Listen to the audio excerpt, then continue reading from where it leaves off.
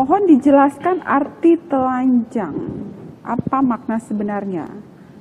Mengapa harus telanjang 3 tahun atau perumpamaan yang ada tertulis dalam Yesaya 20 ayat 2. Pada waktu itu berfirmanlah Tuhan melalui Yesaya bin Amos firman-Nya, pergilah dan bukalah kain kabung dari pinggangmu dan tanggalkan kasut dari kakimu. Lalu ia pun berbuat demikian, maka berjalanlah ia telanjang dan tidak berkasut. Ini pertanyaannya. Ya, jadi gini, itu Tuhan suruh Yesaya untuk telanjang. Makanya Yesaya itu dikenal sebagai nabi yang telanjang. Oh. Ya, jadi kalau ikut cerdas cermat, ya, Kak Boni ya. Nabi yang Ya, telanjang. siapakah nabi yang telanjang? Ya, Yesaya gitu. Itu zamannya saya CCA itu ya begitu, ya. Yesaya itu adalah nabi yang telanjang. Nah, nanti sebentar saya jelaskan makna telanjangnya, tapi kenapa sih kok Tuhan menyuruh Yesaya telanjang? Ya, ayat 2 itu ya. Pergilah, bukalah kain kabung dari pinggangmu dan tanggalkanlah kasut dari kakimu. Lalu dia berbuat demikian, maka berjalanlah ia telanjang dengan tidak berkasut. Gini, kita kan dalam perjanjian baru kita mengenal banyak perumpamaan. Perumpamaan itu namanya umpama. Nah, perumpamaan yang kita sering baca, perumpamaan tentang anak yang hilang, perumpamaan tentang dirham yang hilang, perumpamaan tentang domba yang hilang, dan macam-macam perumpamaan yang lain. Itu namanya spoken parable, perumpamaan yang diucapkan. Ya, tapi perumpamaan itu ada selain spoken parable, ada juga action parable, perumpamaan yang diperagakan. Action, ya.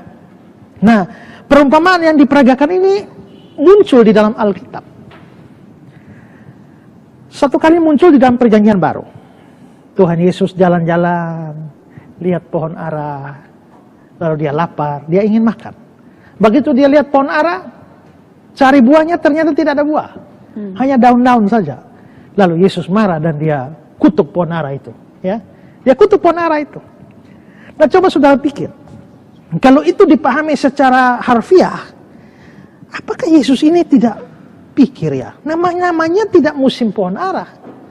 Lalu apakah salah pohon ara itu kalau dia tidak berbuah? Kenapa Yesus terlalu emosional sehingga begitu cari buah tidak dapat lalu dikutuklah pohon ara itu? Apakah Yesus tidak tahu musim pohon ara? Lagian pula, pohon ara itu kan bukan makhluk bermoral yang harus dimintai pertanggungjawaban. Jadi itu tidak masuk akal kalau kita mengartikan itu secara harfiah. Jadi sebenarnya Yesus sedang membuat perumpamaan.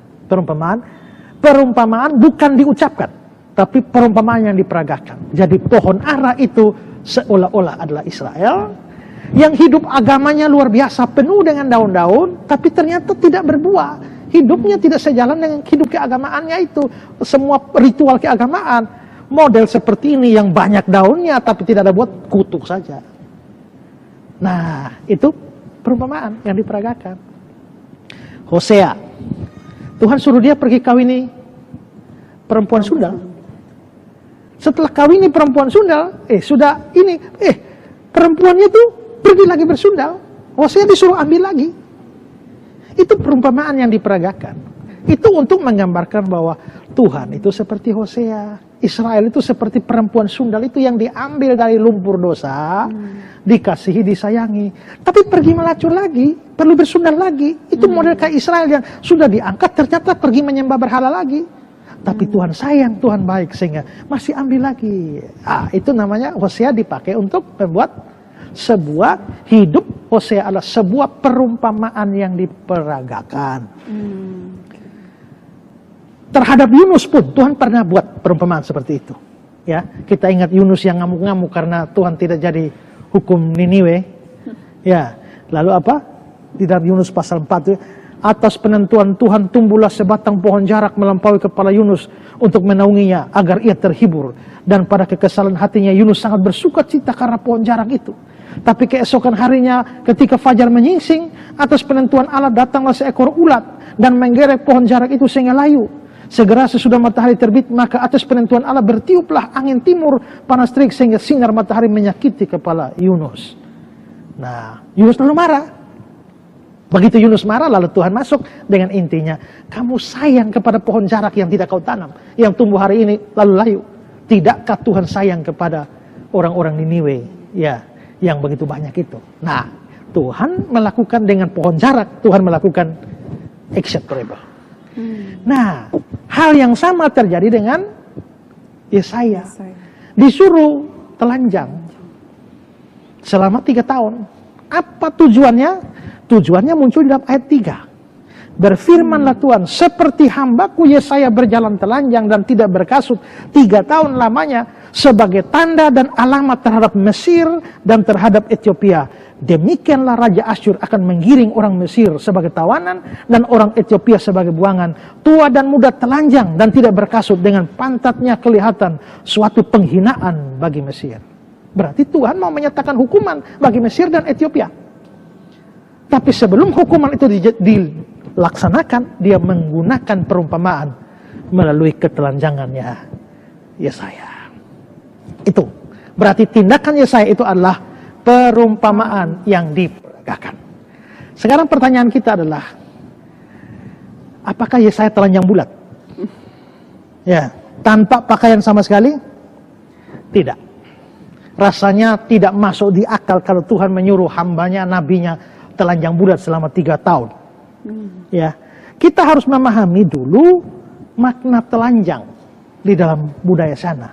Kalau kita ini ya punya pakaian luar, begitu buka pakaian luar kita telanjang, paling hanya celana dalam. Tapi beda dengan orang Yahudi. Orang Yahudi ini kayak ini, yang orang Yahudi yang saya pakai mulai begini nih, ini namanya pakaian dalam. Pakaian luarnya apa? Jubah. Jadi kalau saya pakai jubah, saya tampil di muka umum, saya pakai jubah. Begitu jubahnya saya lepasin, namanya telanjang. Jadi telanjang itu tidak dianggap sebagai telanjang bulat. Ya.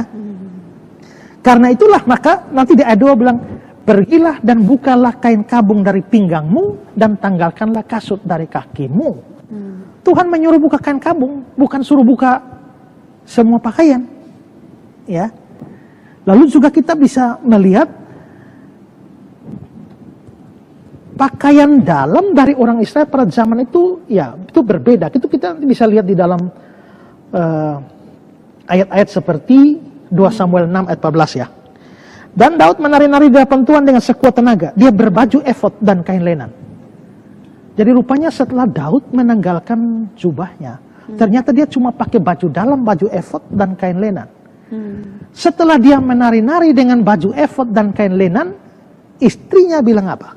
Ayat 20. Ketika Daud pulang untuk memberi salam pada seisi rumahnya, maka keluarlah Mikal binti Saul mendapatkan Daud. Katanya, betapa raja orang Israel menelanjangi dirinya. Padahal kan dia pakai baju. Ya. Lalu dikatakan, merasa dirinya terhormat pada hari ini seperti orang hina dengan tidak malu-malu menelanjangi dirinya. Tapi kan pakai baju. Markus 14 ayat 51, 52.